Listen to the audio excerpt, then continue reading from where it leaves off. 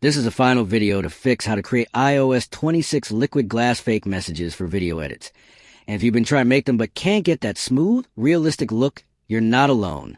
The problem happens because most editing tools don't have built-in templates for liquid glass messages, and trying to make them from scratch can be tricky and time-consuming. Many tutorials online are long, confusing, or require expensive software that makes the process harder. But on Rexist, I'll show you a simple trick that works in minutes using just a few layers and blending settings to create that liquid glass effect that looks like real iOS 26 messages.